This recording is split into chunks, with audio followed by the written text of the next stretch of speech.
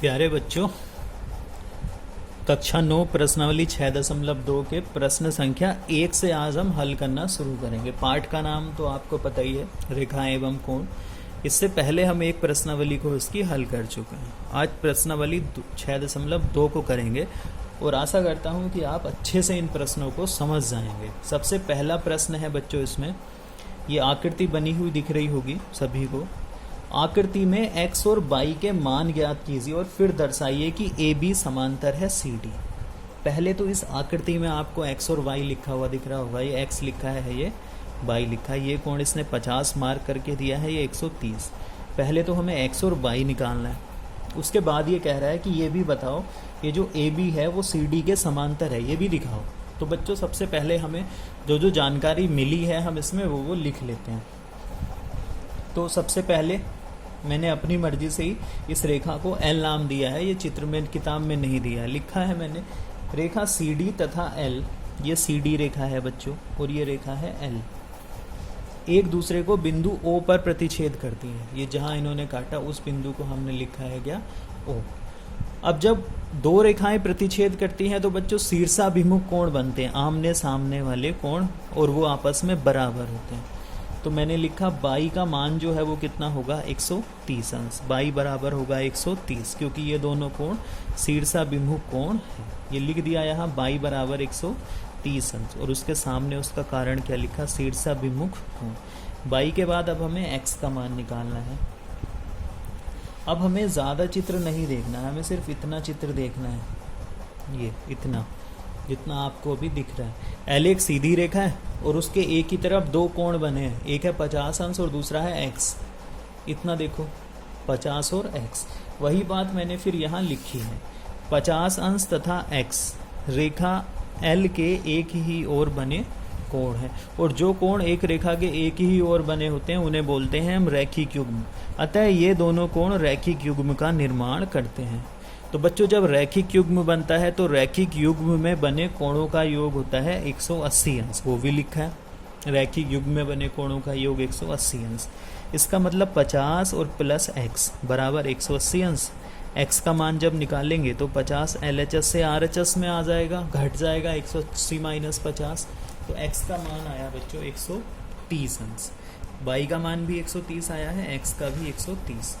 अब हम इसको समांतर सिद्ध करने की प्रक्रिया करते हैं। मैंने यहाँ लिखा AB तथा CD को रेखा L प्रतिच्छेद करती है। ये AB हो गई, ये CD हो गई, और जिसने काटा ये वो रेखा L हो गई। तब एकांतर कोण x तथा y है। ये x और y कैसे हो गए, एकांतर अंतः कोण। x का मान कितना है 130, y का मान भी कितना है 130, इसलिए x बराबर होगा y बराबर होगा 130 अंश। मतलब दोनों कोणों के मान आपस में बराबर हैं। बच्चों हम जानते हैं जब एकांतर कोण आपस में बराबर हों तो रेखाएं समांतर होती हैं। वही लिखूंगा मैं नीचे, चूंकि एकांतर अंतः कोण बराबर है इसलिए जो AB है वो समांतर किसके होगी, CD की। इसलिए AB और CD कैसी रेखाएं हो गई, समांतर रेखाएं। अब आगे देखते हैं प्रश्न संख्या 2। प्रश्न संख्या 2 है बच्चों, आकृति में AB समांतर CD। ये जो AB रेखा है वो इस CD के समांतर है, और CD जो है वो EF के समांतर है। ये लिखा है CD समांतर EF। ये X है, ये Y है, ये Z है। y अनुपात z बराबर है 3:7। मतलब y कोण और z कोण का जो अनुपात है वो 3:7 है। तो x का मान ज्ञात कीजिए। इस x को बताना है और कुछ नहीं बताना है इस प्रश्न में, सिर्फ x को बताना है। तो बच्चों पहले अनुपात से ही ले लेते हैं। जब अनुपात हटाएंगे तो उसके साथ में कोई चल लेना पड़ेगा। ये y अनुपात z बराबर है 3:7। तो मान लिया, माना y बराबर 3a हो गया और z बराबर 7a। इतना तो हमने नॉर्मल किया है। अब आगे देखते हैं। ये AB समांतर है CD के और CD समांतर है EF के। बच्चों यूक्लिड की ज्यामिति में भी हमने पढ़ा था, यदि पहली रेखा दूसरी के समांतर हो, दूसरी रेखा तीसरी के समांतर हो, तो पहली और तीसरी भी समांतर होती हैं और वो तीनों आपस में समांतर होती हैं। तो वैसे ही हमने लिखा कि ये तीनों रेखाएं जो होंगी बच्चों वो समांतर होंगी, AB समांतर CD और समांतर EF। अब तीनों समांतर है तो इस रेखा का नाम मैंने लिख दिया PQ, और PQ क्या है, एक तिर्यक रेखा है। अब हम इसको धीरे धीरे थोड़ा थोड़ा हल करेंगे। देखो, सबसे पहले ये बाई वाला कोण और ये बाई बराबर होंगे, क्योंकि सी डी और पी क्यू यहाँ प्रतिच्छेद करती हैं। तो अगर ये बाई है तो बच्चों उसका शीर्षाभिमुख कोण भी बाई होगा, इसलिए मैंने इस कोण को यहाँ बाई मार्क कर दिया है।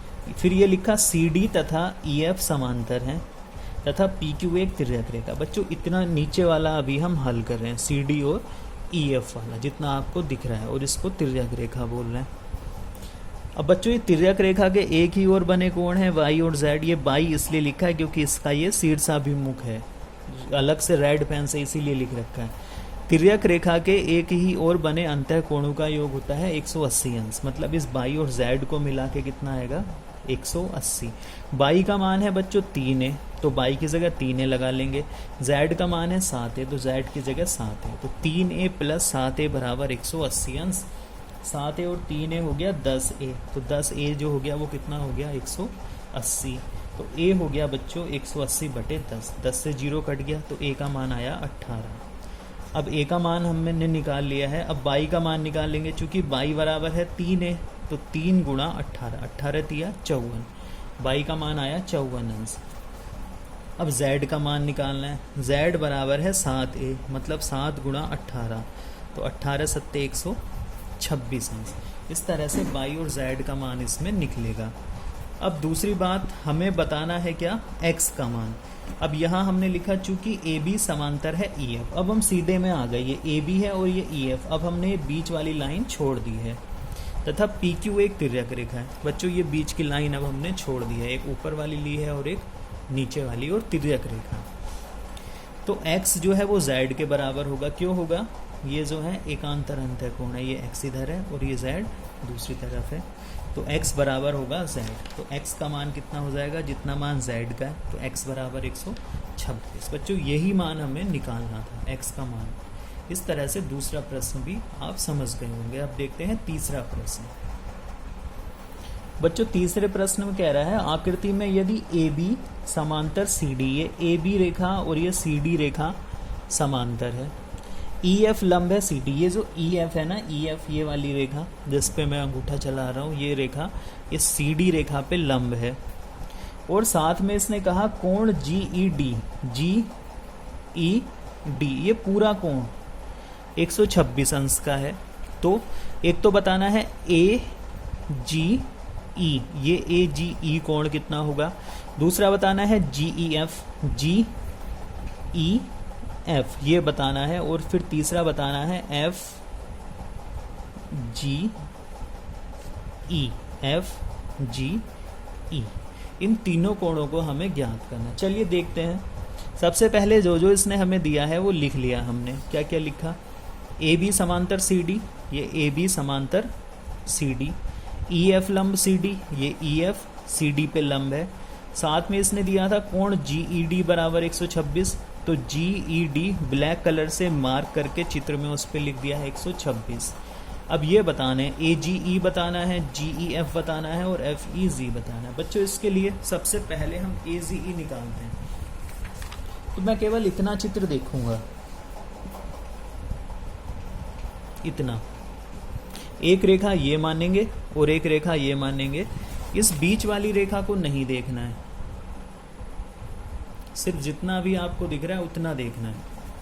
तो मैंने लिखा ए बी समांतर है सी डी, ये दो रेखाएं देख ली, तथा जी ई एक तिर्यक रेखा है, और केवल इस रेखा को देखा। ये जो ई एफ है ना, ई एफ रेखा को नहीं देखना है।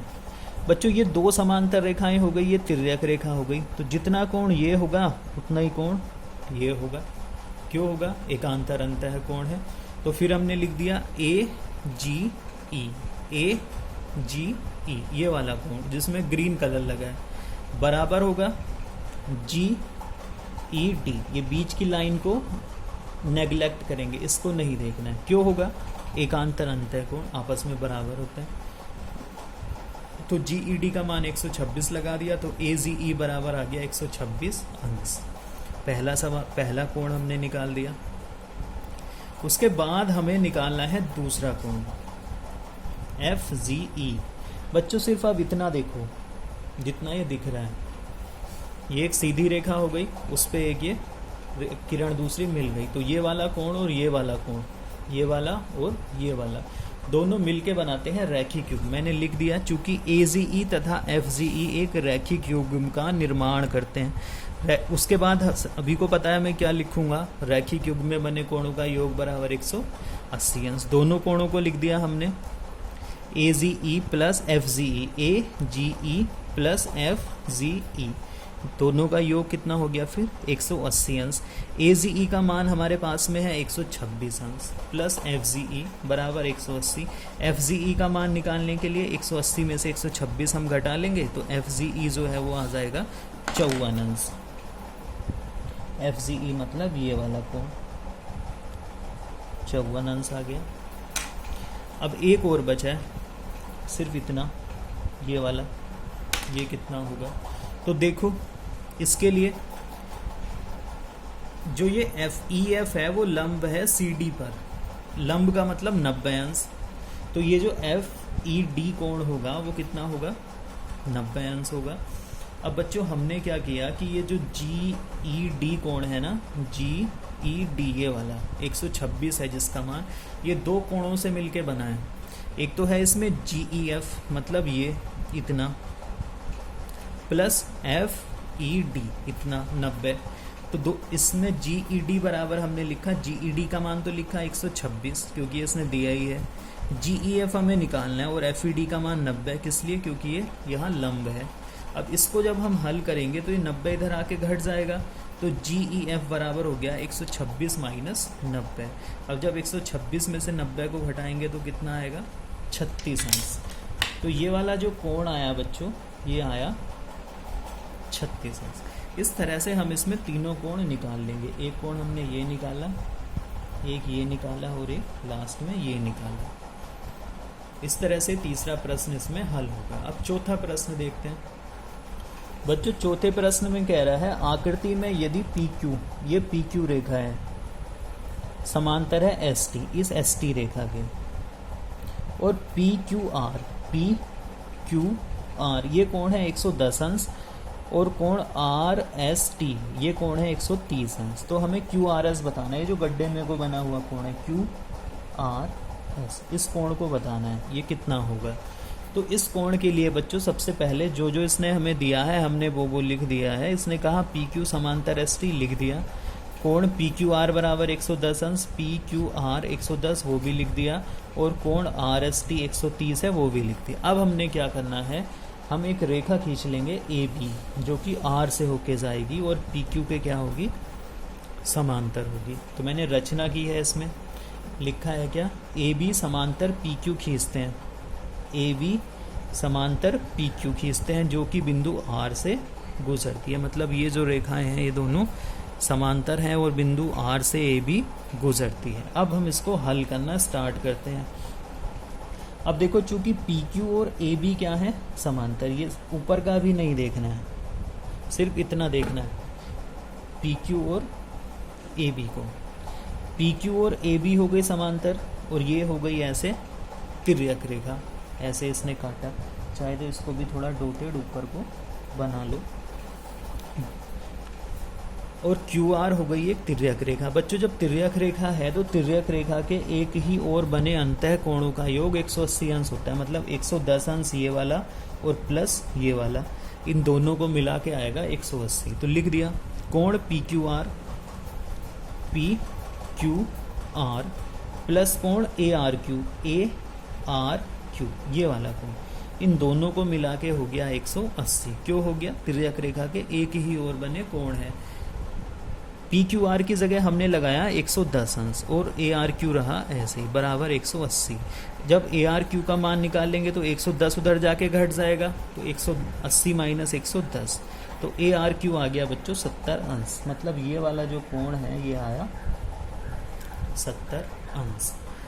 अब आगे हमें ये नहीं निकालना है, हमें ये बीच वाला निकालना है QRS। अब आगे देखो, अब ऊपर वाले को लेते हैं। PQ समांतर है ST, PQ समांतर है AB। मतलब PQ जो है वो AB के समांतर भी है और PQ जो है वो ST के समांतर भी है। इसका मतलब क्या है कि ST और PQ AB जो है वो समांतर होंगे, या ये भी कह सकते हैं कि ये तीनों रेखाएं समांतर होंगी।